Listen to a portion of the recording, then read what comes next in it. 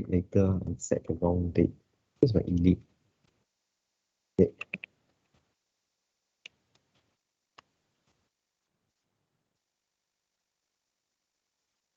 I think I set it properly. So quiz number 2, I've posted it up, updated the dates already. So you have to sit by today only, okay, until from 10 a.m. until 4 p.m. Closes by 4 p.m. And every single one of you only have one single attempt. There's no 2 attempts, okay? So make sure you answer all the 10 questions because it is going to contribute to 5 marks of your final marks later on. Meaning to say all the accumulated marks, it is going to contribute 5 marks of the carry marks. So make sure you answer it properly. All the questions are by the book, surface. Don't worry if you think that it requires you to think a lot or analyze or not. No, it is just really surface. What it is, then that is what I'm going to ask you. Okay, so surface, and then you just have to, as long as you know the basic concepts, you will know how to answer the quiz questions. Okay, it is not designed to make you think hard because this course basically, again, I have to emphasize this. This is for you to be exposed to the industry and then to get in touch with the real working life and environment. So we are not going to emphasize a lot on theoretical knowledge. Okay, so it is mostly for you to get in touch with the industry. So, but yet because I have a half of the semester, I have to teach some of the very basics and fundamentals of animal biotechnology. So by hook by crook, I have to give you some assessment. That is the quiz. Okay, but it is just a small percentage of the overall marks. At least it encourages you to learn a bit of the theory. Okay, so we have 111, around 20 more students to go. Okay, then I'm going to start on the briefing session. Still, okay, now, still a lot of students were asking whether or not you need to write a final report, like in a Word file, like a proposal. No, you don't need to write a final report. Okay, so how are you going to do your reporting after the site visit? You are only going to report it in a presentation format. There is no writing or no assignment for you anymore. You just complete that particular presentation. And the marks of your presentation, which the rubrics has been shared to you in ELIP as well. Okay, the marks of the presentation will be shared by all, meaning to say all the 5 members of your group or 4 members of your group will share the same mark. Okay, there's not going to be a difference unless you, like previously last year, your one of your senior upfront told me he didn't do any work during the presentation. I'm sorry, sir, I didn't do any work, and this is the only the presentation or the slides is the only thing I did. Okay, yet there's so many mistakes in the presentation, so I have to, since he admitted it already, I have to, without the friend doesn't accuse him of anything, so I have to target him lah, potong take off his marks on that fellow. Okay, the rest still maintain the presentation marks. Okay, so make sure you know there's no final report after your site visit or after your service learning or your interview, whatever. Okay, what you need to do is a reporting using presentation format, which I'm going to give you 15 minutes for you to present through your findings. Okay, what is the outcome of the presentation? What is the outcome of your survey? Okay, what is the outcome of your what do you call it, market survey? Okay, or you did a gotong royong ke, you help out with that industry ke, the exposure ke, you have a maybe like a good interaction. I still remember one of your seniors group went to there's an Empurau farm over here. They went all the way to Syria. Okay, when physical learning is still available lah, so they actually took the initiative and actually went to Syria over here in Kuching, okay, in Sarawak. They went to Syria and then they sit together with the farm owner of the Empurau farm, and the Empurau farm owner actually appreciate them being interviewed and the way they did their promotional activity. So they treat them with a feast of abroad. Get what I mean? They took some abroad and then slaughtered it, which is breed and bred by the farm itself. So they cut it open and cook it, teach them how to cook some more, how to cook abroad. And all the students actually learn it, okay? And they tasted the meat and they love it, okay? So that is how you experience your service learning, okay? Make sure there's an experience over there. Okay, I don't want just a casual interview and then come back, that's all. Do a presentation. Of course, the marks will be up a bit lah. Okay, then you wouldn't get so much. I won't deduct your marks, but you won't get so much like in your marks later on. Okay, so make sure it is enriching kind of experience. Make sure you took the initiative, either do survey or you draft your questionnaires. Draft your questionnaires for your interview. Remember to draft your questionnaires. Don't just go for an interview, this like professional interview, barehanded without your armor. Get what I mean? Or not? You go out there prepared. You don't just go out there having no idea what you are going to ask or what you're going to say, and then put yourself at a position whereby later on people question you back. What is the purpose of you doing all this? You have no idea at all. Okay, so make sure you know what is service learning. Make sure you know why are you going to do an interview. Okay, so these are all basic informations that you have to be confident on. Okay, don't go out there without any preparation. Don't do it. Okay, if you also want to convince the that particular industry that you have a desire to dwell in into that particular aspects of the industry, you can do market survey. For example, the use of X, okay, the use of omega X. Why is it? What is the market acceptance of value added X like omega, like selenium? Why people want to do that, or antibiotic free X, or what do you call it? Or organic X? Why are there such a demand? Okay, and then you can try to check on the market. Maybe you can ask your relative to give some input. Yes, you can ask your relative or ask your friends around. Make sure each of the one of the representative come from each of the family lah. Don't go a survey like 10 people. All the 10 people belongs to one single family.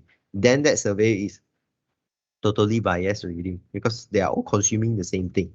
Try to make sure your survey encompass everyone, every single layers of the community, and then you can get a very truthful kind of survey.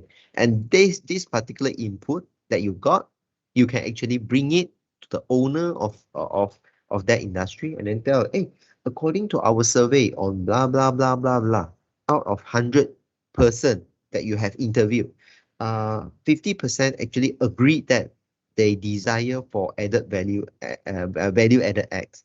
Okay, X which are rich in omega and so on and so forth.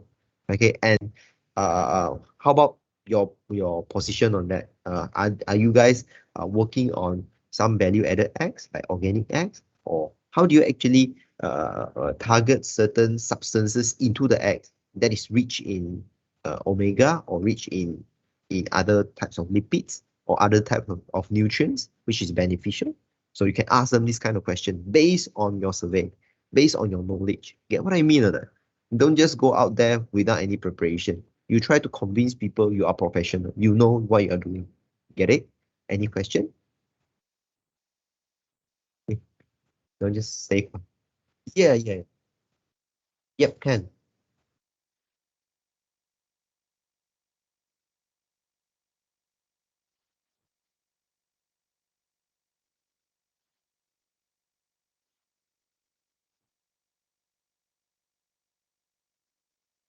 Okay, nice.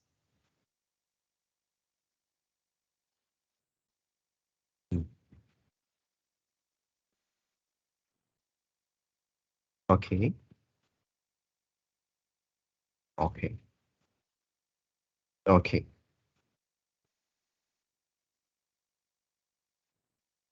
Mm-hmm.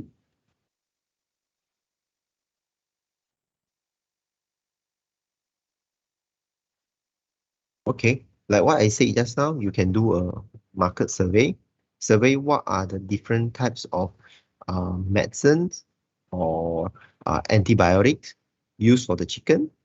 You can try to do a survey lah, or a call out maybe to the organic farm.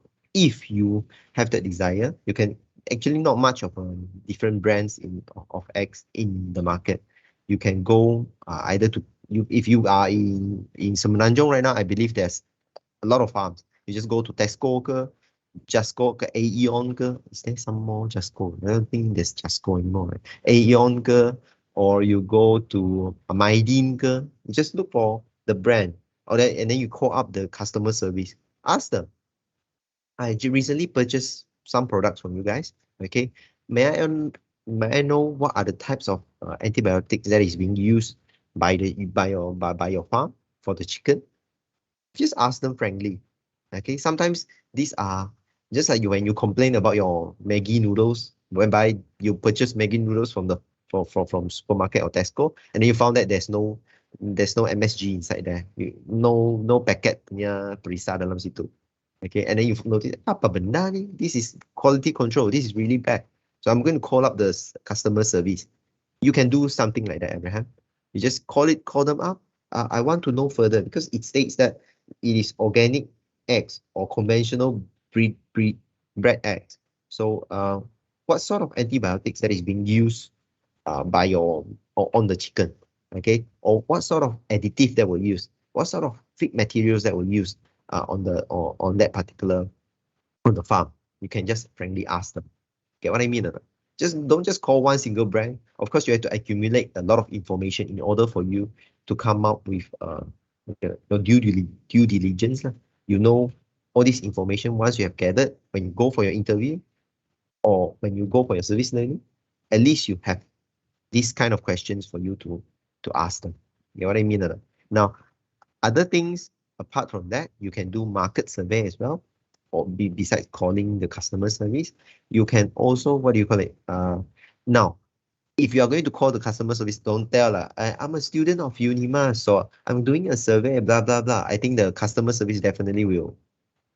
Compared to a student, of course, they are going to treat the customer much more sincerely and much more properly as compared to a student. Get what I mean? Okay, so make sure you are calling from the angle of a consumer. Okay, and then what else you can do? You can if there's like 4 or 5 people going, you can volunteer to do a visit around the farms if they actually allow it, or if this farm actually belongs to your relative or your friends. Ask them for the permission. Can I know the process? Can I know the management of your company? Okay, how do they tackle each of the problem? The cleaning problem? Yes, you claim your farm to be organic, but definitely when it comes to pests, yes, it can be organic, but you still have to eliminate all the pests. Do you use any pesticides? Do you use any what do you call it? This fungicide? Okay, and do you use any chemicals or on this kind of pest? Okay, are they going to affect? Don't ask them too bluntly now. Make sure the questions are being structured in such a way that it is polite, doesn't offend people. Get what I mean? There have been cases whereby seniors, they went not prepared, they said something, they thought they were giving suggestion, and at the end of the day, they are being scolded for being biadab. You know what I mean? Serious. This what ladang already cannot remember. Tapi senior tu kena tegur lah, saying that he's the way that he asks question, the way that he conveys his message is biadab. You know what I mean? We don't want to receive this kind of feedback. Okay, we don't want. Okay, so make sure you know how to carry yourself. Okay, so beside what do you call it? Beside volunteering into whatever procedures or whatever work that they have at the farm. Okay, other things that you can do, maybe you can help out with the promotional activity. Okay, get what I mean? What is promotional activity? Basically, you have to design a poster or design a poster which is recognized by the farm owner, And then you say you are going to help to distribute the information or help to promote that particular business in your social media. You guys are the younger generation, right? You guys are the millennials. Are you guys still the millennials? Or there's another generation coming up. So you guys are the millennials. You know all the gadgets, you know all the social media platform, whereby some of these owners, they might be very conventional. So what you need to do, design, use your creativity, use your innovativeness, design videos, design promotional posters for this company. Okay, don't expect any pay from them. Okay, don't charge them for anything because this is service learning. This is service learning. If you think that, hey, my skills are expensive, I don't simply sell off my skills or my talent to other people. When I'm going to do that, I need to charge people on that. If you don't feel like volunteering, no worries. It's okay. Just stick to your interview also. Okay. Okay. But of course, you will be judged, you will be evaluated according to the effort that you have put into this whole service. Get what I mean or not? Okay. Any other questions?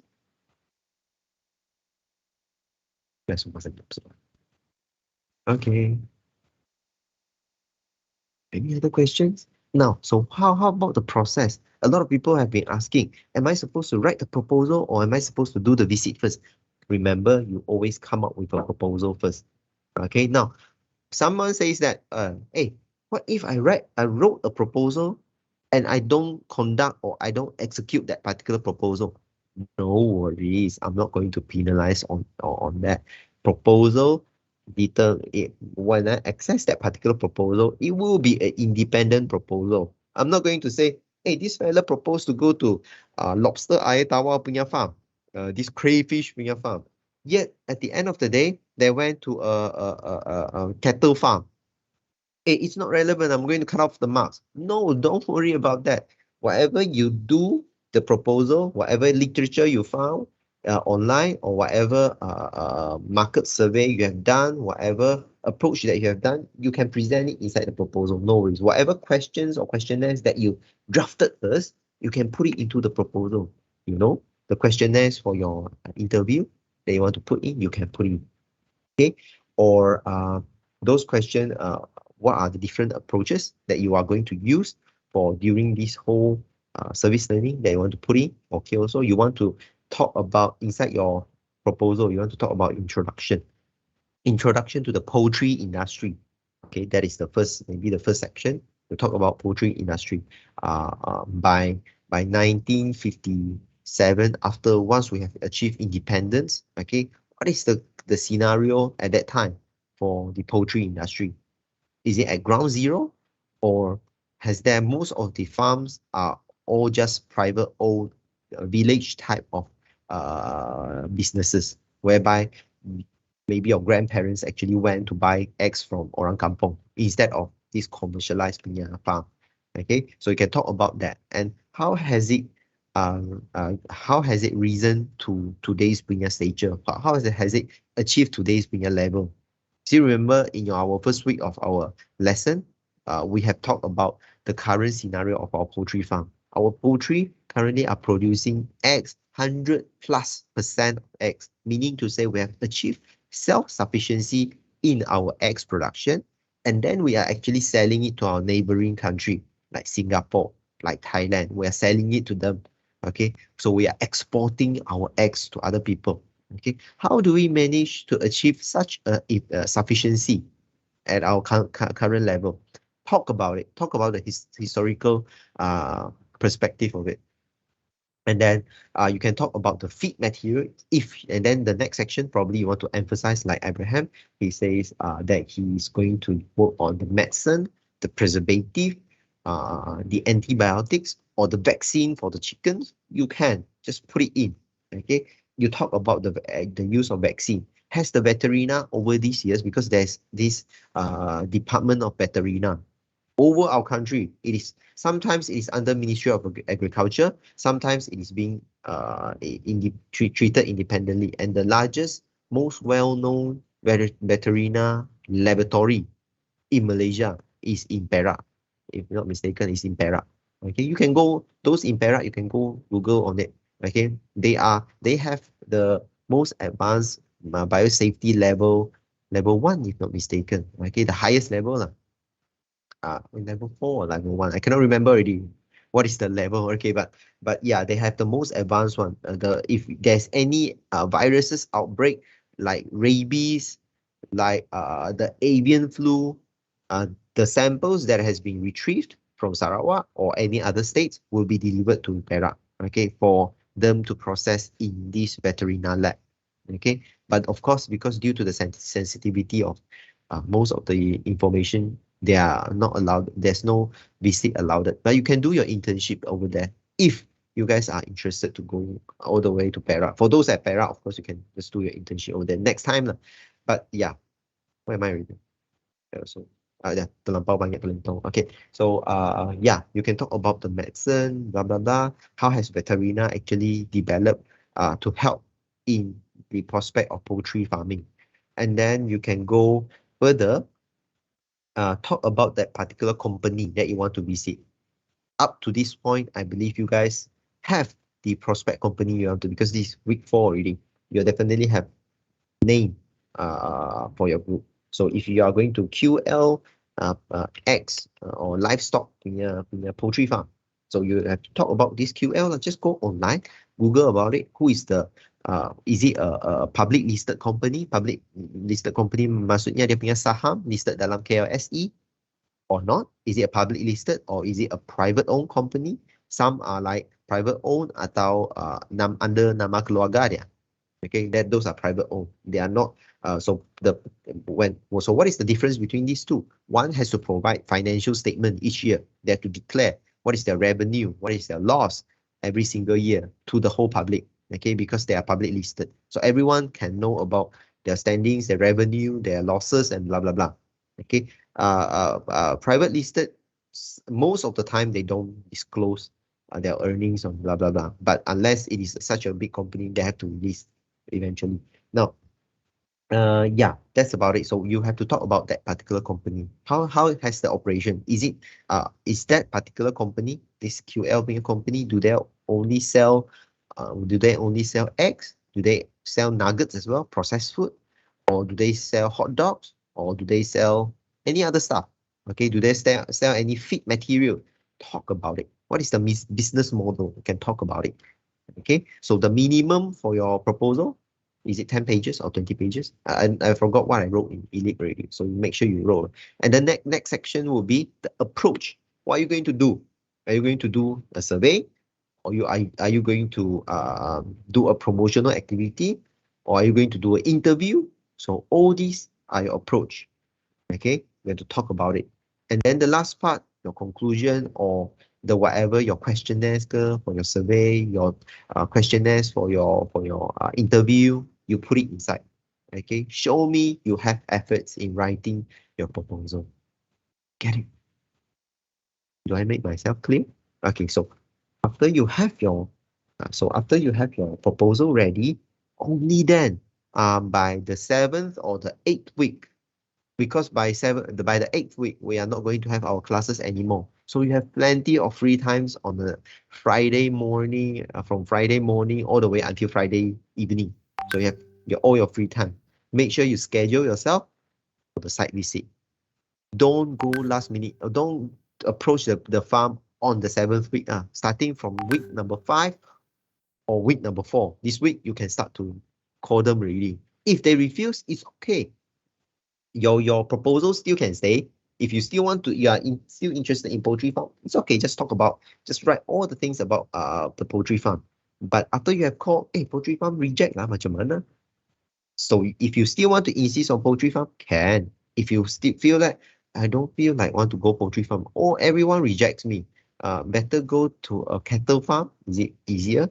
Maybe Farm Fresh. Have you guys been to Farm Fresh? I think it's in Johor, the Farm Fresh punya farm. Those in Johor, probably you think that I'm interested in Farm Fresh because Farm Fresh has a lot of products, right? Even in Sarawak or in Sabah, there's plenty of Farm Fresh punya products. Okay, you can look lah. These days, I think they produce yogurt drinks as well. Kan? Previously, there are only milk and stuff. Right now, they have yogurts. They have a lot of cheese think cheese, yeah, cheese or mentega kot. I'm not really sure. So you have to do the due diligence, and then you have to call up them. If you so does it affect the marks for your proposal or not? No, those are two independent assessment. Okay, proposal. If you are going to visit a cattle farm later on, it's all right. No worries. I'm going to evaluate your presentation based on the cattle farm in your project. Get it? Okay. Okay. Remember another thing is that the letter, I've just posted a new letter from our Timbalan Dekan. If people question whether you have the authority to go out and interview people or not, you remember you show them this particular letter that I posted in eLeap. Okay, attached together with what? Your own letter. Now, up to this point, I haven't seen one single letter from you guys, meaning to say the five person for each group, you have to come up with a letter. This letter, you have to at least ask me to check for you lah. Sometimes you will know the way that you write either is offensive or either it's hilarious. You know what I mean? Not to say hilarious, but sometimes, yeah lah, you thought you know how to write a formal letter, but when it really comes to the real thing, apa benda? What is he trying to say? You have no idea at all. So if you want to show your formal letter, ask me to have a check on it, can also. There have been students who didn't ask me to check, they perform well. But most of the time, the student will ask me to check. Okay, so the marks, am I going to give you on based on the prior to check, pre-check one or the post-check one? I'm going to give you the marks based on the post-check one, the one that you have posted in eLeap for me to assess it, because I'm going to just download everything from eLeap. Okay, and then I'm going to give you marks after you have sent it out. Okay, get what I mean or not? Hey, seriously, no one wants to ask question except Abraham. Yes. Yes, correct. I have question. Can. What is your question? Just now, Doctor mentioned about the proposal is reviewed individually. I thought the one that to be reviewed is our journal, the reflection thing. Section thing. The reflection, our Oh, personal reflection, right? mm-hmm. The Is that, reflection has nothing to do with the proposal lah. but the whole group only would produce one proposal, right? Yeah, whole group will produce one proposal. For the reflection, every single individual of the group has to have your own reflection, meaning to say you have to post your e-portfolio link so that later I can check. Okay. You know what I mean? Okay. Yes. Okay. Thank you, So Doctor. yeah, for your e-portfolio link, there is 3 sections. Remember, you have to post pre-service learning, during service learning, and post-service learning. Meaning to say, before you went for the site visit, during the proposal writing, or during the interview process, or during you call up the customer service process, how were you involved inside this thing? Okay. If you have an interview recording, okay. If you have a video to show that you are calling, or video you are doing a market survey, put it in. Okay, put it in. And then during service learning, if you went for the visit, then remember to take your selfie, Wi-Fi, together fee, whatever fee you want lah. Just make sure you post that particular reflection, that particular photo with your group members, put it in and talk about it. How do you feel about this whole process and what have you learned during the whole process? And post-service learning, meaning to say after you have done your presentation, you can talk about the bad things about your friends if you want to lah. For example, like, hey, I found that this very lazy. She didn't do blah blah blah blah blah. Or I have a great time working with my group members. These are the people who I can rely on, and then build my network on. Okay, those people actually help me when it comes to booking a vehicle. During site visit, they actually help me with blah blah blah, whatever, you just put it in. Okay, you know how to do a proper reflection because you have been taught many times already on how to do a reflection. Okay, any other questions? Yes, there is Yeah, other question. yeah. Wait. uh, about our group, Doctor. From my group, the 5 person, one from Selangor, two from Negeri Sembilan, and the last two is from Malacca. So Okay. in the end, maybe only two of our group members will visit the site. Is it okay if Yeah, yeah, definitely okay? can, Ah, definitely can. Two okay. representative, if you guys feel comfortable about two going together, can also. Okay, just Okay. go, but you have to remember to share all the photos, all the pictures with your friends lah. Don't the two go and then you with you upper what do you gonna you keep some of the info from your friends because later on you still need to have the presentation, and then your upper your student journal, your e-portfolio some more. So you have to share these pictures, whatever, what is your findings. Don't just share like all the good one I keep to myself. The bad qualities one, the resolution is like blur blur, even the face also blur, and then you send it to them. Don't do that kind of thing lah. So you just share everything you have, okay, so that you work as a team. Okay. Okay, you Thank you. either you can choose to Selangor or Melaka. If the Negeri Sembilan one feel like she wants to be a representative, also can. Okay. Okay. Thank you, doctor. Cool, cool. If you guys feel like you want to meet up, also can, because I think the current punya MKN SOP guideline, I think allows you guys to do so. I'm not quite sure, but I think it allows you guys to gather. Okay, but remember your social distancing. Remember the SOP. Okay, Yes, jangan without but putting on your mask, you like chit chat so happily over there, and then becomes a cluster animal biotech mati. but the problem is, Uh-huh. some of us don't have transport, don't have car Oh, to go there. That's the main problem. don't have cars. Meaning, where got the public transport is Selangor public transport lah. Yeah. Public transport, and then you just call a Grab lah. Grab is like wherever you go in Selangor also got Grab, right? No lah. Just I'm what lah, exaggerate a bit lah. But yeah, in Selangor quite convenient. If you compare to Samarahan here area, if you are going to call a Grab, probably you have to wait for 10 or 15 minutes before the car can come. The driver will come. So it's quite convenient lah. You have to figure out yourself ah. Okay. Mm-hmm. Okay. Okay. Doctor, I have another question. Yes, can. For, let's say, right, for our, because in this service learning, we are going to be joining by another, like one group and another group work together Yeah. for Yeah. a huge topic, right? So let's say that the main title is Incorporation of Biotechnology in Poultry Farming. That will be the main title that two groups share, but they have two separate presentation. Yeah, correct. Let's say if one group were to do chicken and then the Mhm. other group, we cannot find another chicken farm, is Yeah. it possible for us to change to another animal, which is The- also poultry?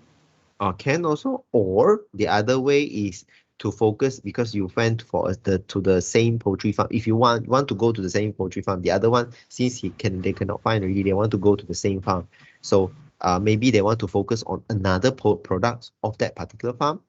One maybe focus on the eggs, the other one focus on the broilers, or the other one maybe focus on the feed materials that was produced from that particular farm. Some of these feed farms, when they breed or they keep the animals, they actually produce their own food as well. Sometimes, okay, or some of you guys maybe want to look at the caging system or the what do you call it? The breeding punya system. How are they being kept? What is the size of that for one single chicken? What is the square meter for one single chicken?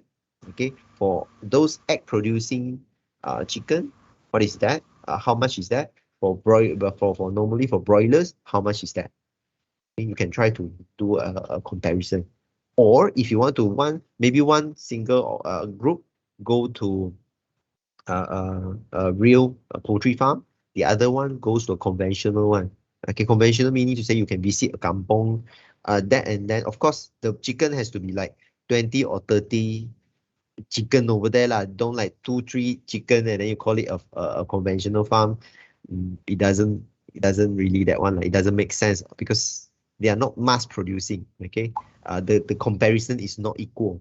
Okay, if they have around 20, 30, and then these are free-ranging punya chicken going around all the way around the kampong, and then even if you want to catch one, it's difficult, and then they are feeding on all these organic punya materials, you can try to do a comparison on it. You know what I mean or not? Yeah, I understand. Let's say, what about recreational farm? Recreational farm. Recreational meaning to say they are not eating the chicken, right? Not trying to Yeah. squeeze out whatever from the chicken. If it is just a recreational farm, I believe there are different animals. Like they'll keep poultry, turkey, or ducks. They are going to give goats, cattle. Yeah, you can do. So if you want to for one single farm, if both of the group going to this one single farm, then you have to maybe one maybe focus on poultry, the other one focus on all the cattle, the horses, the goats, the sheep, the cows, whatever lah. You can focus on that. Or how do they actually manage that particular animal? What do you play? What farm was it? The recreational farm. Recreational farm. We can talk about it. Okay, what is the where does these two group are based in? Where are you? Where are you Sarawak. based? Oh, you're based in Sarawak. Majority Kuching. Yeah. Oh, so you are going to visit what? BH Nature Park and then the other Borneo Happy Farm or Borneo Happy for Borneo Farm. I can remember. One group will be visiting Satoyama farm, and then another one we are still trying to find a farm because so far we have been rejected by a lot. So yeah. Hey, there's a lot of Siburan one. Siburan one also rejected us. That's the problem. Yeah. So yes. If you want to go one poultry farm, the other one if you go to what is this? These duck farms this duck farm in where already? I cannot remember already, but there's a duck farm around in Kuching as well. Okay, you try to Google about it.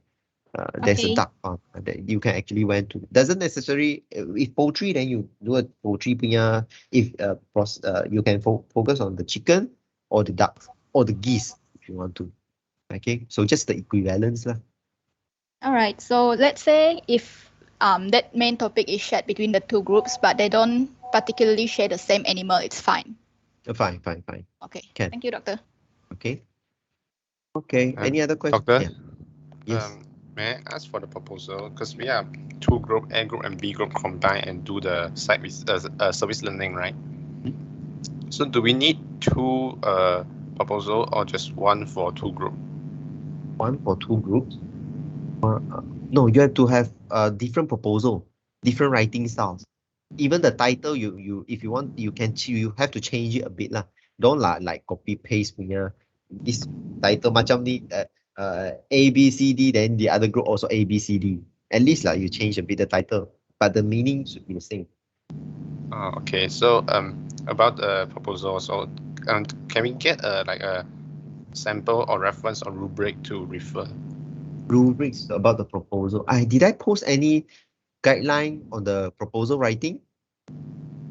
I think no. I think no. What? Just I will try to look for an example of good proposal, and then I'm going to maybe one or two that I'm going to post it up later on. Okay, so that you can refer to it. Is this proposal submission be a link already? Oh, service learning proposal submission link. There's no worries. I'm going to post it up later. There's an example for you guys. Okay. Okay, Doctor. Another question. If some of our members are unable to do the site visit, is it okay for them to like handle extra paperwork or other definitely work? Definitely they have to. It has to be fair and square lah. Because some went for the visit already. They have to do all the car booking. They have to do all the interviews. They have to take all the pictures. They have to basically liaise with the owner, and then they have to get all the challenges. Maybe they are being lost along the way. So the other members have to support. Don't just because you give a reason, because there's COVID, I'm worried I'll get infected. So you don't do nothing at all. If I find out, then later on, you can tell me about it. Later the other group members can tell me about. Okay, so it's no mark will be deducted, right? If they can't make it to the site visit. Can't make it, okay, as long as they contribute, as long as I don't hear any complaints, and then there's a peer assessment. Later on you can assess your friends. Your friends really didn't participate in most of the if they don't go for the visit, no marks will be deducted. But if they don't do any works at all, marks will be deducted. You can deduct their marks. All right, thank you, Doctor. Okay. Doctor, I have a question. Yep. So we are from two different groups from two different states. So we are from Kelantan. We decide to do about fish, because fish is kind of big over there. And then the other group will prefer to do about farm animals. So what we did was we decided on a middle ground topic, which is meat production and processing in the local economy, so that the other group can do about farm animals and we can do about fish. So when it comes to site visit, we can, like those of us from Kelantan, we can visit the, for example, the places that are related to the fish, and those in the other group, they can visit the farms, right? Yeah, that you can do something like this. But the other groups is from which part of Malaysia? SMJ, Selangor, Melaka, and Negeri Sembilan. Selangor, Melaka. Okay, that is like far away. Is there any other is there any aquaculture? I believe there's a lot of aquaculture farm, right? Why you guys want to go for aquaculture? The other one wants to go to a cattle farm. Later, how the data is like, how are you going to compare? It's different thing already, ma. Food processing kind of the meat processing, but meat processing for aquaculture species, I think is quite different also from cattle. Cattle you have to slaughter.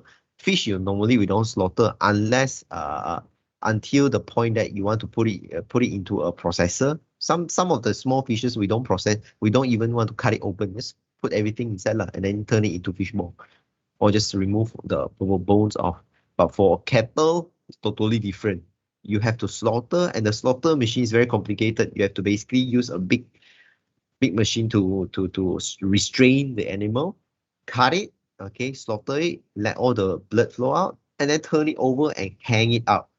Okay, while the hanging part are done, you have to take a huge what do you call it, a blade, to just strip down all the skin and open up the whole guts. So it's totally different. So I don't know how are you guys going to be able to compare between yourself, okay? But yeah, if you are serious about that, then you have to come out. The two group of you guys have to nego on it, have to do this discussion. What is the common ground between these two different industries? Get what I mean or not? The aquaculture farm and the cattle farm. What is the common ground that you can compare on? Okay, I think there will be a lot of negotiation to work on. Yeah. So can we also compare the differences in between, during the production and processing, because it's very different, so we can also present on that, right?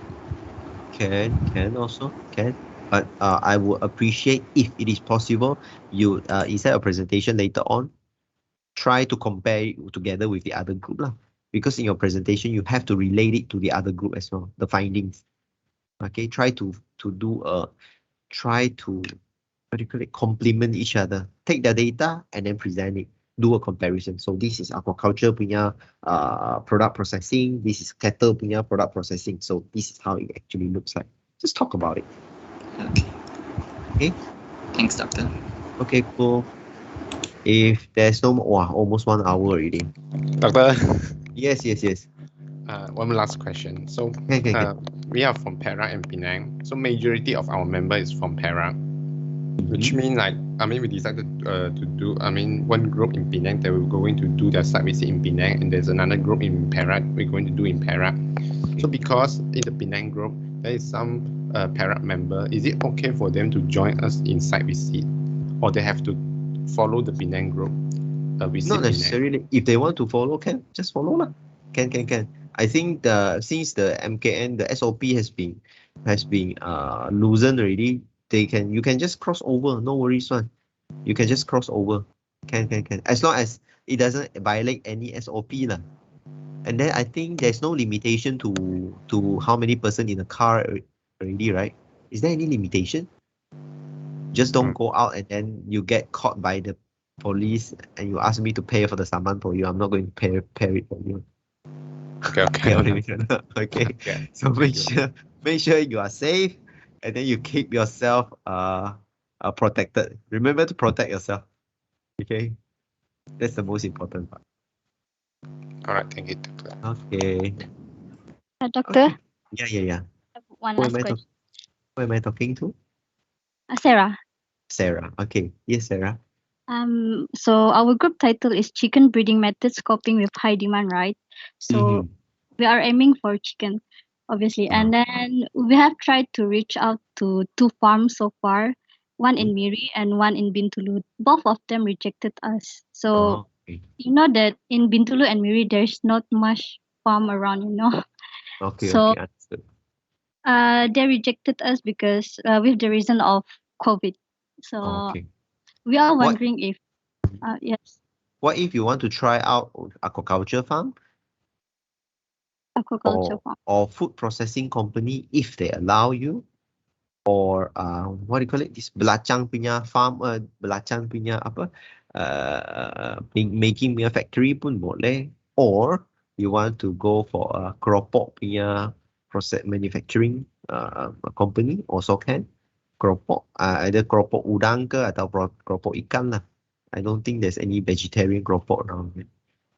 So it's okay, right? We are different from our title, the chicken one, the chicken breeding method. Yeah. So the proposal, have you guys started with it? We just start. Or just start. If you have not reached like 10% or 20%, if not yet reach until that percentage, then you look for other farms first lah. Then you can focus on the new title, something that is relevant. Oh, okay. So if let's say the farm really did not don't want any visitor, is it possible that we can do the online interview or something like that? Oh, can definitely can. Because last year most of your seniors did WebEx, Zoom, Microsoft Teams. They even record the whole interview for me. Okay, so you can just put it in lah.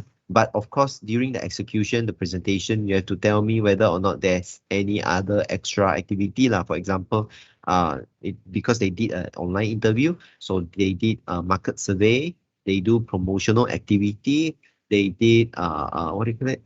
This call ups to the macam-macam lah. They did quite a lot of work to promote the local industries. So those efforts can be counted in your presentation as well. Just tell us what have you done. Okay. Okay. Cool. Thank you, Doctor. Yeah. Any other questions? If no, I think Doctor, one more question. Okay. Let's Yes. say, question. talking about like if we are not able to visit the farm physically, but they said that it's possible for them to do an online interview, and they also help to provide us with pictures. Would that be sufficient for our presentation? Because just now, where did I write my notes? It's like trying to engage with the company that we're trying to interview. Okay, but they don't refuse to have physical interaction lah. Okay, can.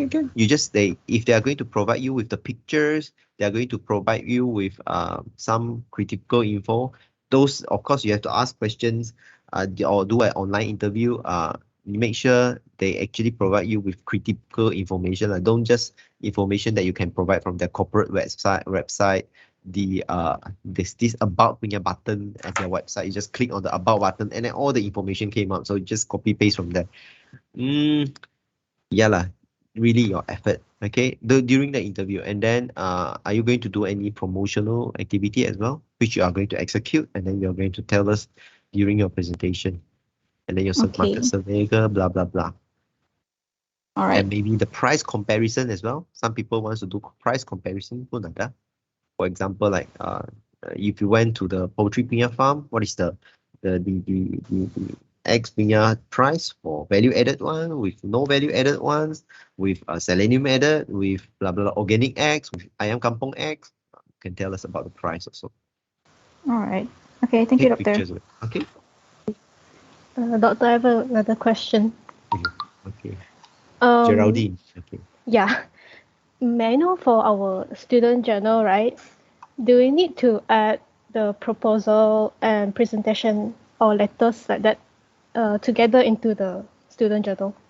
No. Don't put your letters into the student journals. Just maybe briefly mention. You can briefly mention, or you can take a small snippets or snapshot of it. Otherwise, later your student journal will be full loaded with redundant punya benda. Your proposal is also inside. Your letter is also inside. Your pictures will be also inside, and then reflection also inside. How am I going to give your marks based on all these things jumbled up? So basically, you have to make sure it's reflection. You've got pictures to support you. Just if you are going to put in, you want to tell people that, hey, I wrote the proposal. You take a small snippets of it. If you have done the design, you can take the process of designing it before and after you have designed, how you want to share with us the experience. You get what I mean? Yes, thank you, Doctor. Okay, it's all about the process. The process. Document the process. I think that's about it.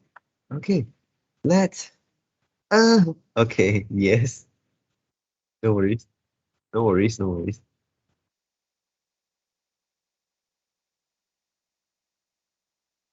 Okay.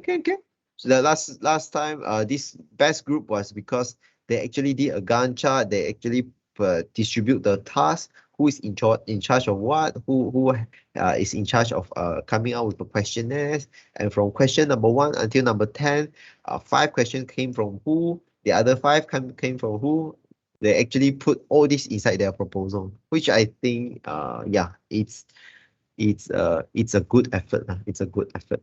They actually show that put in a lot of efforts. I'm going to share those very nice proposal, those score full marks proposal. I'm going to share it in eLib so that you can use. But don't force yourself. If you cannot achieve that level, it's all right. Just do whatever you can. Okay. Cool. Okay. Yeah, so I'm just going to start with if there's no more question, I'm just going to start off with my class already, because we are. What am I doing? What am I doing? I'm a bit lost. Okay. I'm going to share this one. No, this is polymerase chain reaction really. I'm going to share the other one. Last week we have reached this. Okay. Last week we have reached this lecture 2A, or number 4 actually. So we have gone through, we just started about genetic markers. What is genetic markers and how is it relevant to us? So genetic markers, again, I would like to repeat, genetic markers are very, very important in DNA fingerprinting, okay, genetic fingerprinting, in especially in forensics, or especially important in trying to do marker assisted selection or marker assisted breeding. Okay, by using all these markers over here, you can actually decide or select those animals which has good potential. You want to breed them so that it can give you the desirable trait later on. Okay, for that particular application, I'm going to talk about it during your marker assisted selection lecture. Okay, so for this lecture, you're just going to purely go through genetic markers. How are they being done? Okay, so last week still remember, I've talked about how do you actually differentiate between human? How do you differentiate between individuals of a single population? For example, you guys just now, okay, you guys are a population of 100 plus people. How do I actually differentiate between you, beside the features, the facial, cranial facial features that you have? Okay, you guys because a lot of people have been saying after sequencing the human genome, they say 90% or 95% or 98% of your genome are similar to one another, basically exactly the same. AGTC, the other person AGTC for 90 plus percent. So what actually causes you guys to be different? These less than 10% kind of differences inside your DNA. Okay, so how are they structurally different from, how are you guys structurally different in terms of your genome, okay, from one another? Again, I repeat, how are you guys different from each other in terms of genome structure? Okay, how are you different? There is mainly two types of differences inside your genome. The first one will be single nucleotide polymorphism. The other one, we call it variant of large DNA segments. And these are the features that we look for, especially in crime scene investigation in CSI. Okay, when you watch CSI, Vegas, Los Angeles, you will know this type of profiles, whenever they take out the pictures of jail pictures, you have all these lines being shown.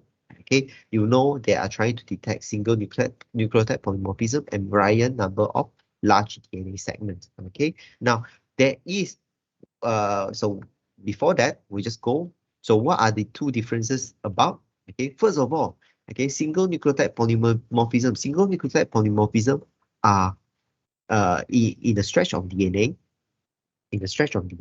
let's find pen. Okay, in a stretch of DNA, I'm supposed to click on this one. Just click. Okay, in a stretch of DNA. Okay, in a stretch of DNA, this is DNA. This is your antiparallel DNA. Antiparallel DNA. This is individual number one. Individual number one. This is individual number two. This is individual number two. Okay, the like what I said, this maybe is GATCACTCTT. Okay, again, individual number two, it can be GAACACTT.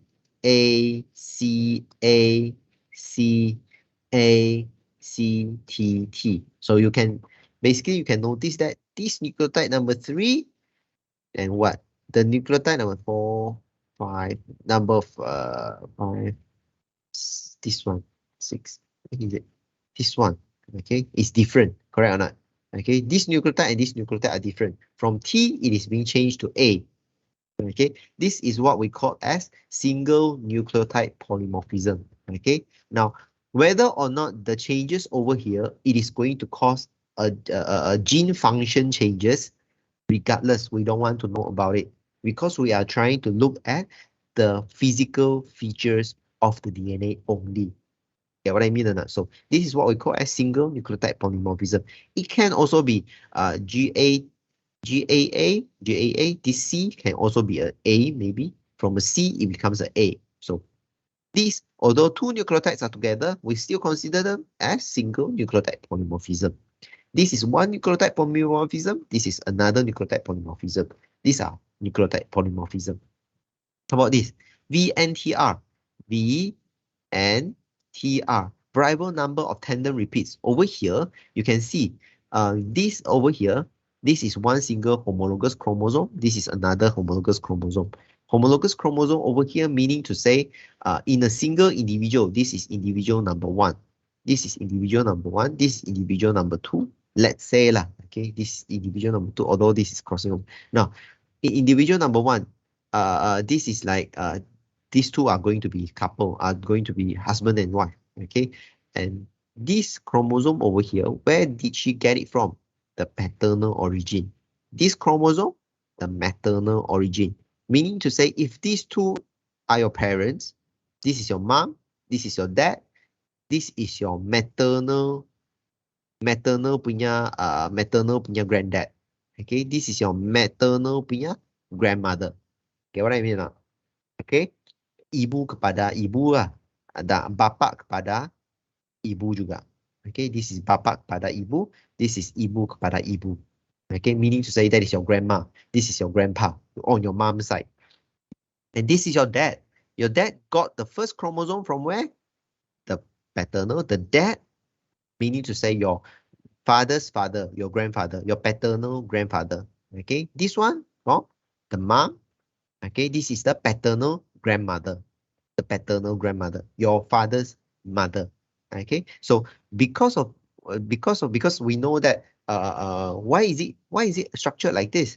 Because during meiosis, in the production of gamete, your DNA from diploid, it becomes haploid.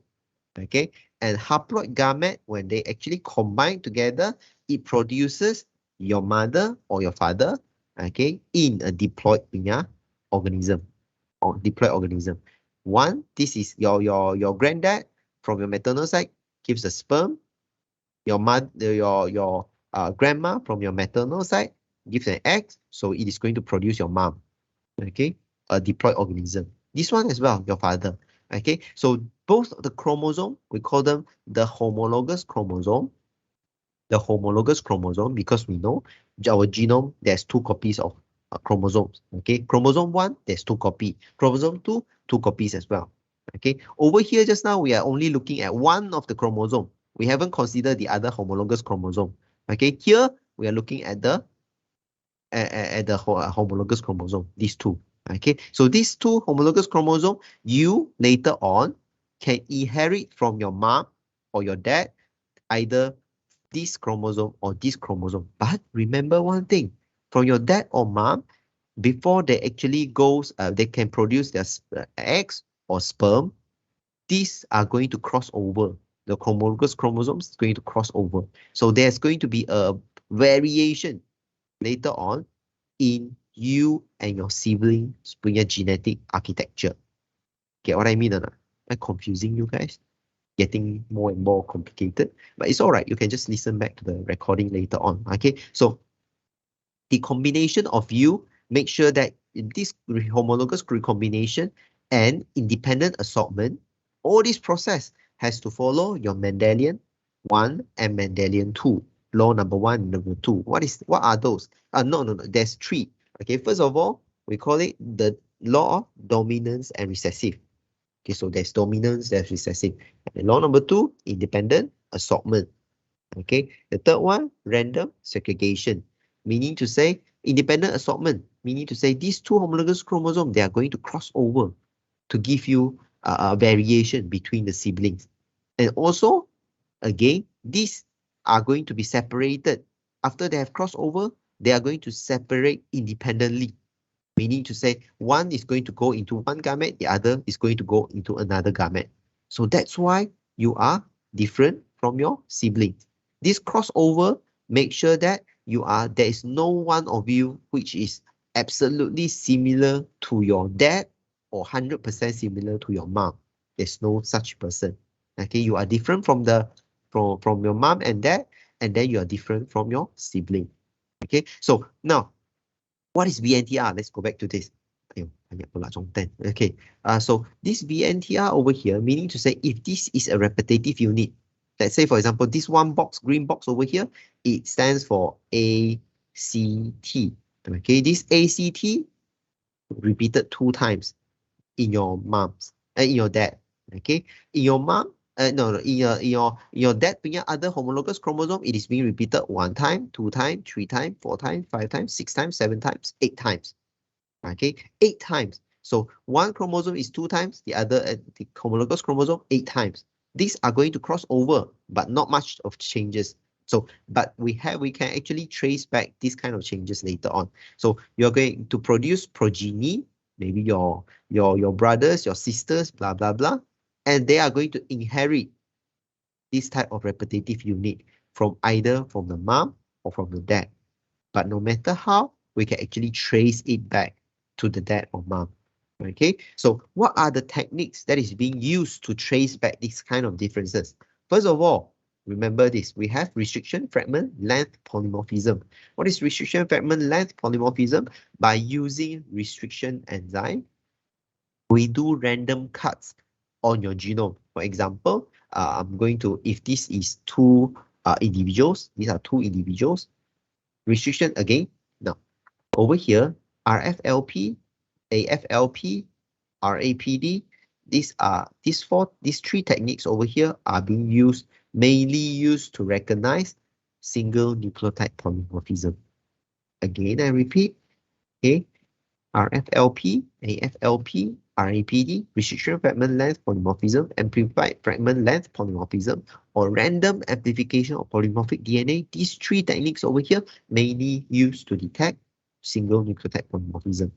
Okay, over here we have microsatellite polymorphism, okay, microsatellite polymorphism or mini satellite polymorphism, mainly focus on your variable number of tandem repeats. Okay, get it? So later we are going to look at each of these. Restriction fragment length polymorphism. So what we do is that take the genome from one individual, the genome from another individual, cut it using the same restriction enzyme. Okay, cut it using the same restriction enzyme. Like what I have explained last week, okay, like what I have explained last week in your nucleases, right? They are endonucleases, type 2 endonucleases. That is your restriction enzyme, like ECOR1, BAMH1, okay, HIND3. These are all type 2 restriction enzyme. Okay, the type 2 endonucleases. Now, this kind of restriction enzyme, for example, ECOR1, there is 6 binding sites, it is a 6 base pair recognition restriction enzyme, meaning to say it goes like GAA TTC. This is the recognition site for ECOR1, and it is going to cut in the middle. Now, in order for us to find out, okay, how many fragments or what is the position that it is going to cut, we can do our permutation again, because this is six position. So it will go like each of these position, there is the chances of G residing on it will be 1/4. A residing on position 2 will be 1/4. Again, residing over here, 1/4, 1/4, 1/4, 1/4. So this 1/4 powered by 6. Get what I mean or not? How much is it? It is 4 power by 6 is equivalent to 4096. 1/4096. Meaning to say, in each 4096 base pair, if you are going to have a linear genome, okay, every 4096 base pair, we are expecting, theoretically, you are going to encounter one ECOR1 site. Correct or not? ECOR1. Over here also ECOR1. Over here also ECOR1. Now, how many ECOR1 site do we expect in a human genome? Then we have to have another figure. What figure is that? How large is the human genome? Let's say, for example, 3.2 billion base pair. Billion is G, right? G base pair. Billion base pair. Gig base pair. So 3.2 will be 3200. 3.2. Yeah. And then 0000000. Am I correct or not? 1,000 billion. Trillion, 3.2, correct or not? Blur already. Okay. 3.2 over 4096. How much can you find?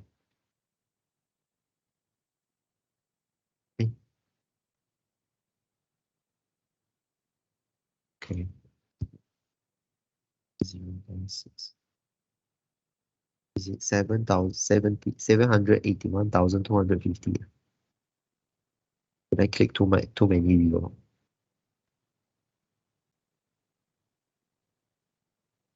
Why got so many? I mean, like, how many is it? 3.2 billion or 3200,000,000 over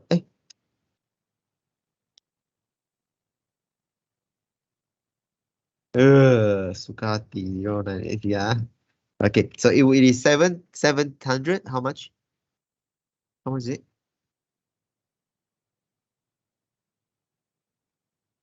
250. Yes, okay. Now what does this number indicate? There is this number of equal R1 site in our genome. If we are taking the 3.2 true and then the occurrence of 4096 base pair, we are going to encounter one single equal R1 being site as true assumption as well. So we are going to get 781,250 binding site of equal R1 inside a 3.2 billion punya genome. Now, these kind of features, now what if there is certain mutation on this equal one site? For example, in certain individuals, for maybe like Abraham and me, okay, in Abraham, some of these equal one site be mutated. It has been mutated. Instead of GAATTC, it becomes GTTTC. Do you think equal R1 will bind? Equal R1 will not bind to this kind of single nucleotide polymorphism that has been the binding recognition site that has been changed. It will not bind. If 2 or 3 or more or few hundreds of them has been changed in Abraham or in me, okay, then it is going to, if I'm going to run a gel, something like this kind of gel, if I'm going to run the gel, okay, the profile will be totally different because at certain point, whereby it has been cut when my DNA was taken and then cut using equal R1. At certain point, it has been mutated. Then this whole fragment will be retained as single fragment instead of two. Okay, it will be if these individuals, this is Abraham, it has been mutated already. Okay, then when it cuts, it is going to be retained in one. Okay, for me, if it is being cut here, this has not been mutated. This is me, not been mutated. We need to say it will cut, and this place it will be cut as well. So instead of forming one single fragment, it will form two fragments. Okay, for me. So Isaac will have a larger fragment up here. Get what not Isaac, Abraham. What am I talking about? All over the place already. Do you guys get what I mean or not? Abraham, you got any question or not? Come on, ask me some question. Otherwise, I don't see your face. I don't hear your voice. It's like talking to myself. Abraham? Okay. Fine. Okay, so I'm just going to explain this. Yeah, I have to move forward. But yeah, this is single nucleotide polymorphism. How do we detect it? Using restriction fragment length polymorphism. And one of the critical thing for us to use in this particular technique is restriction enzyme. That's why it's called restriction fragment. Okay, so in a DNA stretch like this is me, this is Abraham. So for me, originally, I'm supposed to have these three single nucleotide polymorphism area. So if you are going to treat my genome using this equal R1, it is going to cut here, here, and here. And then take the DNA that has been cut, run it on a gel, it will produce two fragments, correct or not? This is one fragment, this is another fragment. Okay, now if I'm going to take Abraham's DNA, because he has a single nucleotide polymorphism on this particular side of equal R1 binding site.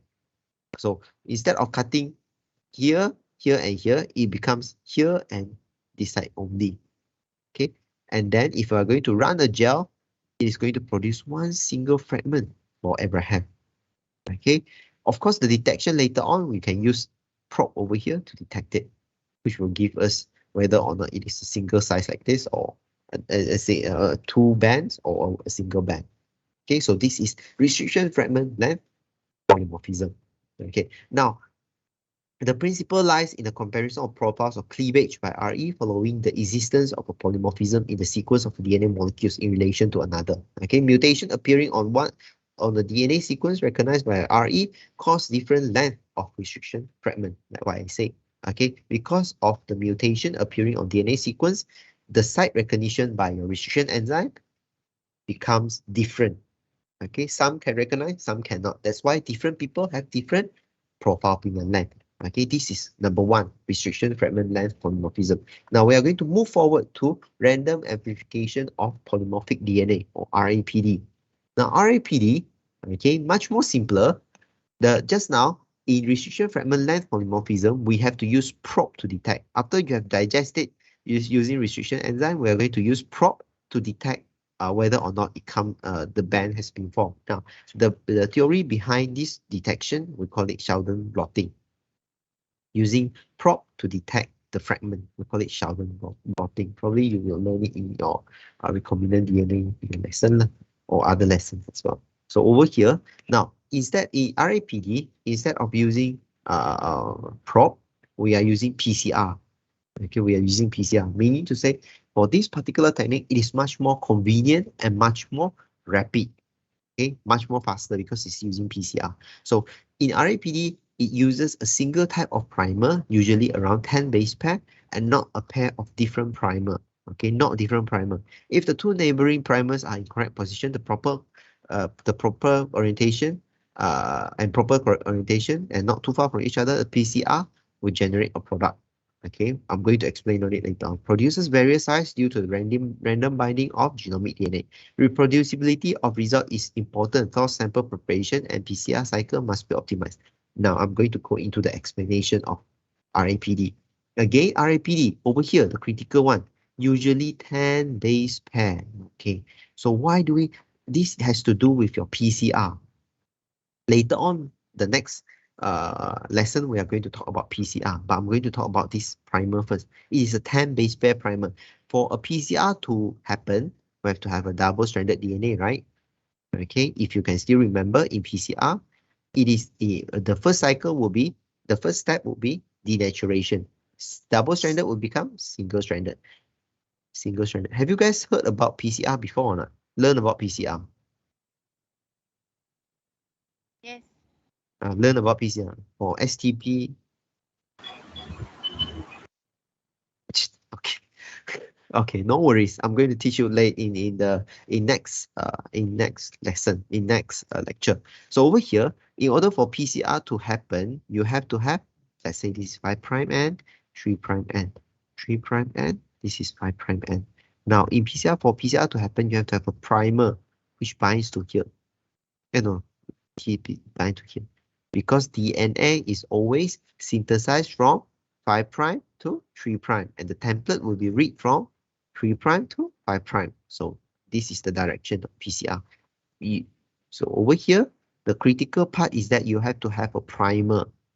Okay, now instead of normally we use around 20 base pair, approximately 20 base pair in your primer. Okay, now over in RAPD, we use 10 base pair only. Why is it so short, this particular 10 base pair? Because we want to create many fragments. Okay, now same like what you did in your RFLP. This 10 base pair, 1, 2, 3, 4, 5, 6, 7, 8, 9, 10. 10 base pair. Each of the position can be like G, A, A, T, A, A, C, T, A, T. Let's say for this is the primer that we use. Each of the position, we have 1/4 of a chance to get a G, 1/4 of a chance to get an A, 1/4 of a chance to get an A, 1/4 of a chance to get T. Same goes. So it will be 1/4 powered by 10.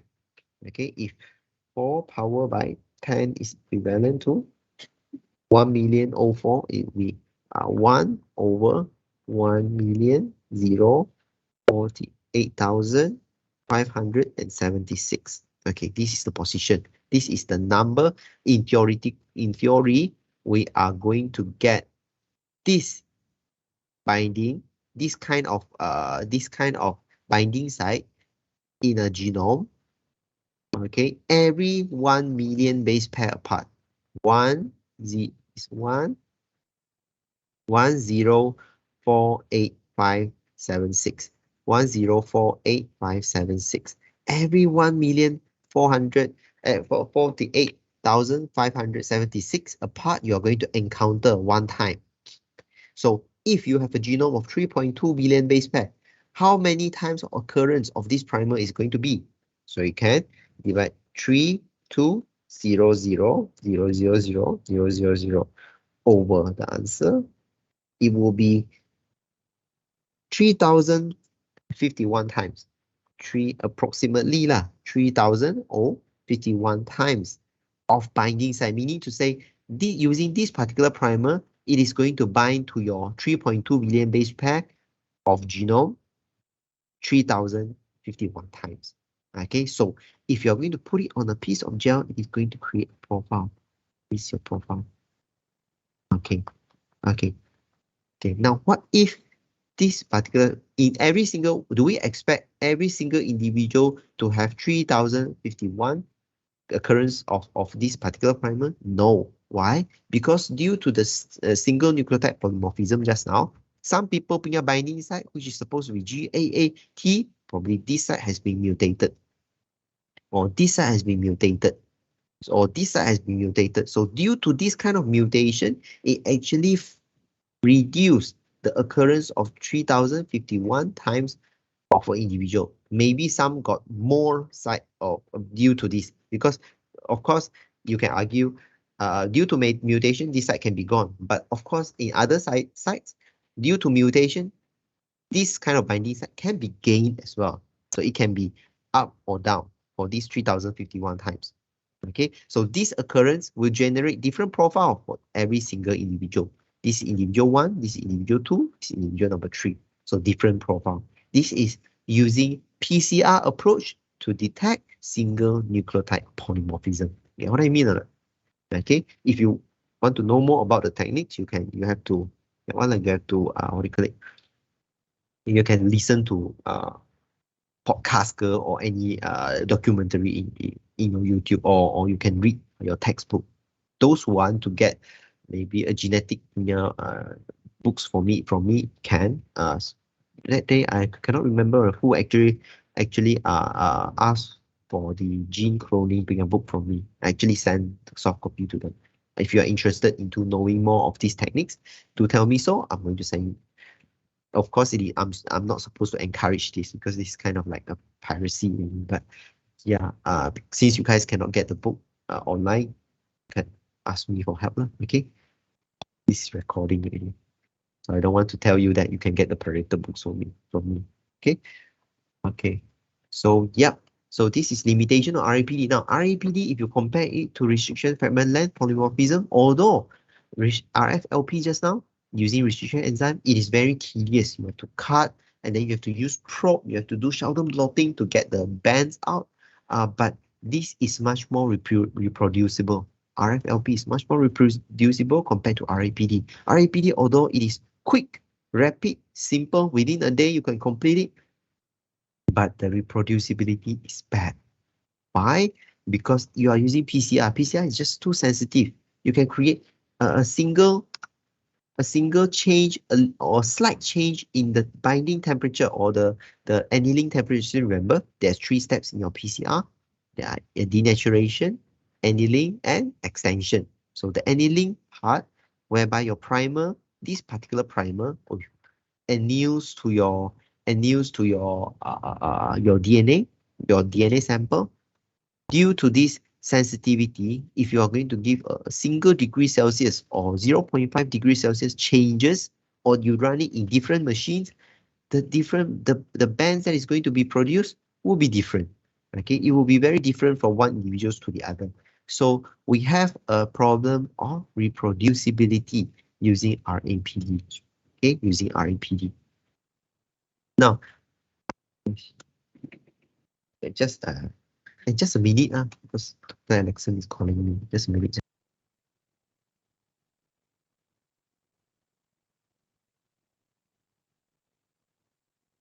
Hello?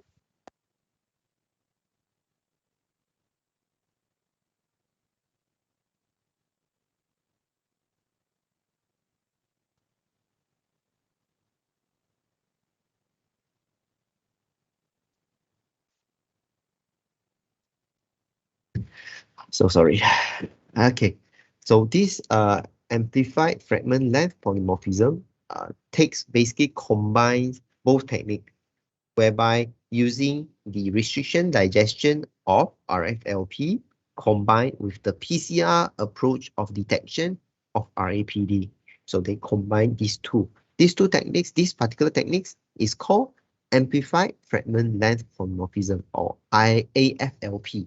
AFLP. So first of all, in AFLP, it adopts the restriction digestion process of RFLP, whereby before we actually begin with the detection, we want to digest the genome with a restriction enzyme. Look at here, this is ECOR-R1, this is MSE1. So basically, in this example here, we are using two restriction enzymes, different restriction enzymes. You cut them.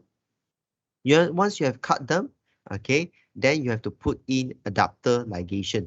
Adapter. I'm supposed to cover it maybe like few 10 slides before these slides, but I didn't cover the linker and adapter with you. But so over here, linker and adapter are being used. So you put in the linker and the adapter. So then you'll be saying, hey, this linker and adapter, what kind of function does it have? It functions as the priming zone or the binding zone for your PCR primer. The PCR primer just now, your RIPD, got a 10 base pair. 10 base pair of primer. So this linker here, we try to put it up. Okay, because the digestion over here, we are going to put some of this linker here. Okay, linker. Now the linker over here, you can see, because previously the cutting, it actually causes certain what do you call it? Certain this kind of what do you call it? Sticky ends to be formed. Sticky ends to be formed over here.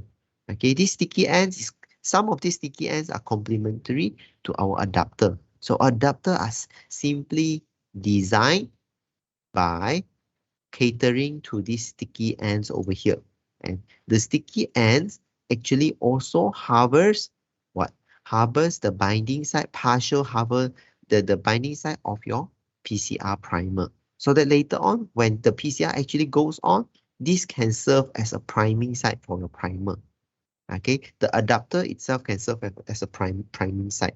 So that is one of the method of detection as well. After the whole process of PCR, instead of getting this 4,000, just now, how much was it?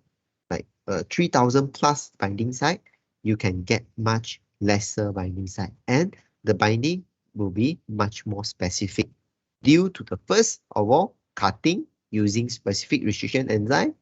So you basically sort off some of the other binding site of the PCR, which occurs maybe in one single fragment, it only occurs one time. So it has a forward strand, it doesn't have a backward or a reverse strand, and this will not give you a PCR product. Okay, basically we are selecting out some of these non-specific binding. Okay, again we use adapter, a second selection on the band, okay, which can cause a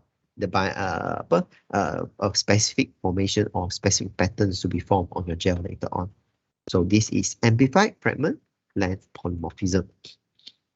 Okay, you guys can read on it. Okay, variable number of tandem repeats. Okay, in these particular techniques, okay, we have two techniques here: microsatellite and mini satellite.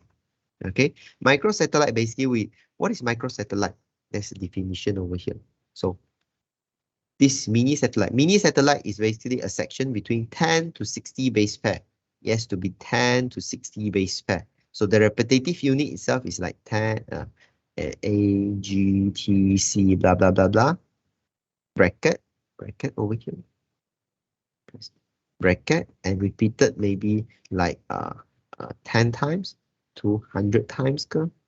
Okay, the repetitive unit. In mini satellite, the repetitive unit is between 10 to 60 base pair. How about microsatellite? Microsatellite, it can be mono, di, or trinucleotides. Meaning to say over here, it can be a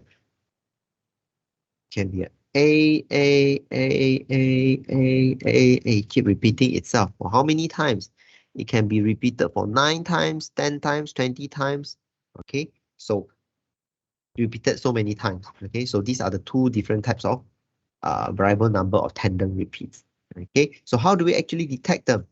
First of all, you have to isolate microsatellite how do we isolate them? Creation of a library of short genomic DNA. So basically you have genomic DNA.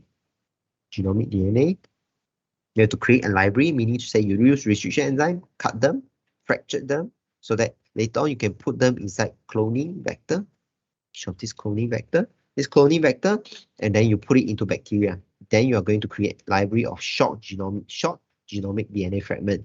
Okay, once you have this already, you are going to screen the library using hybridization. Okay, hybridization over here, maybe you can use a primer like or probe like a probe. Okay, so you want to find this mononucleotide near microsatellite. So you want to find this kind of microsatellite. You use the probe, select out. This clone's got A inside. So you can take this clone as well. This doesn't have, this doesn't have, this doesn't have. So then you by taking these clones, you sequence them. Okay, trying to detect the upstream and the downstream sequences of this microsatellite. Once you have detected the upstream and the downstream, then you can design primer to prime this kind of site. Okay, use primer. So the primer, once you have the primer already, then you can take DNA from different individuals, run them, because in different individuals, the repetitive unit or the length of this particular section will be different. Okay, maybe in Abraham again, some will be fractured, some will be more. Okay, so another person for me, the some of the fragments will be longer. Okay, what I mean or not? So different repetitive units causes different individuals to have a different set of profile. Okay, so I think that's about it. Okay, any questions? I'm supposed to go through PCR with you, but I don't think it's 11:30 already. Let's not go through it. Any question? No one wants to ask question already. I'm talking to myself. PT. Guys, are you guys still there? Okay. Yes, doctor. Yeah. Time to digest. Yep. Because no worries, these are even if I'm going to give you a quiz on this, it will be a very surface premier question only. Okay, surface premier question. So I think next week there will be I'm going to tell you whether there will be a quiz or not. Okay, on is this quiz about? Quiz number 2, quiz number 3. I'm going to go through quiz number 3. What is it about? Amplification PCR. Oh no, it is going to talk about PCR. So I don't think next week there's no quiz. There's no quiz for next week.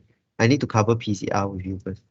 So I'm dragging behind the lesson already. Just now the briefing session was too long. The question Q&A session was too long. Okay, I think that's about it. If there's no question, thank you so much for coming today. I'm going to share your attendance. If for those who haven't taken attendance, for those who want to stay back and ask questions, you can just stay back. Tell me so right now. Any question?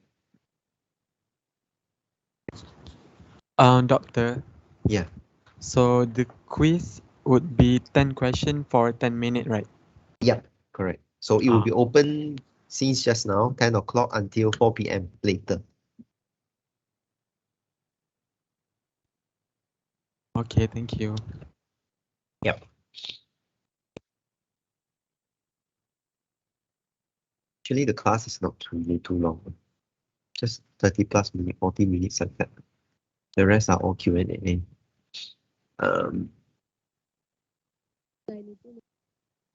No worries. Next week, we are going to go through PCR.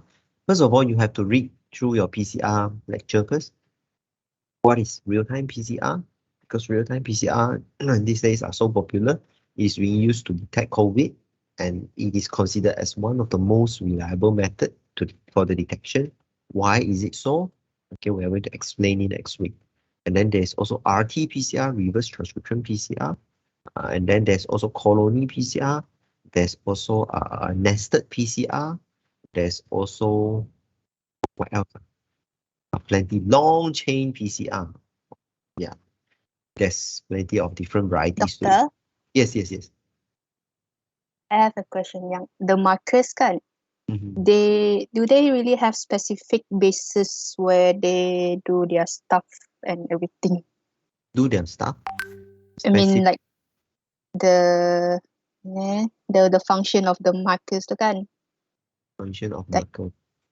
Like, do Okay, they have specific bases where they macam tu dah ada. you macam untuk buat application, for example, dalam yeah. forensic, Yeah. forensic, they are going to forensic for human punya apa, for human punya apa, these genetic markers, fingerprinting, we have a set of tools already, and this has been verified many times, not only by the medical team, it is or the forensic team, it is also verified by the court, meaning to say it has been adopted by the court procedures already. So whenever these forensic punya apa court cases are going on, they will say, hey, this DNA, the DNA sample that is left behind by the criminal is actually matches with the suspect that we have right now.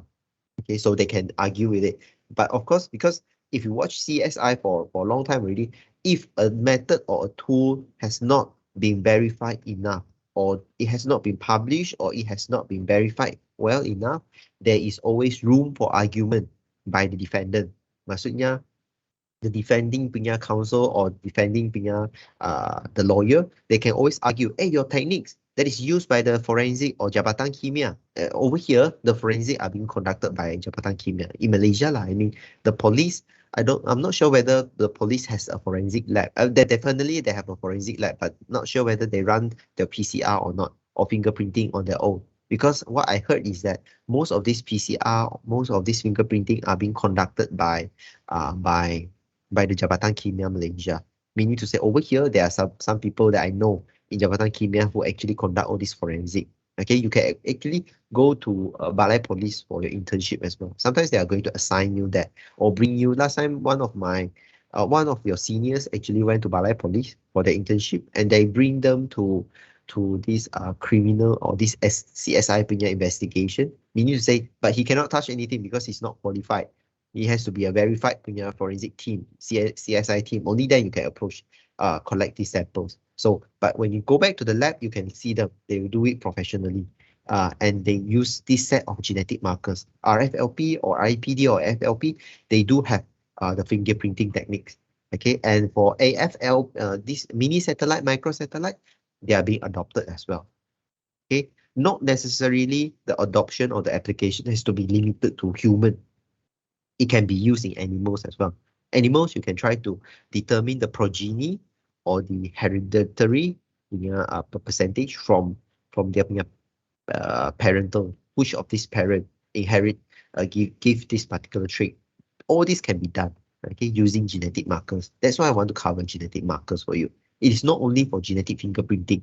It can be used to trace ancestry, okay, ancestry, or the relevance between two different individuals. For example, if they are from the same siblings, from the same family. Okay, so this is the application. There is a defined tools and techniques for it. The set of tools already. These days we just adopt. Okay, adopt for usage. Cool. Any other questions? I hope I answered your question, Lisa. Yeah, I did. You did. Okay, thank you. Yeah, any other question? If no, then I think that's about it. Thank you for coming. You are dismissed. You can go for your lunch now. Oh my gosh, my lunch. Thank you, is... doctor. Okay, Thank you, okay.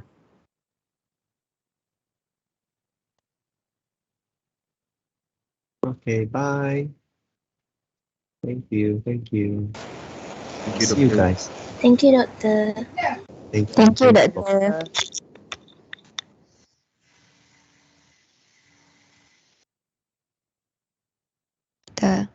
Hmm? Yes.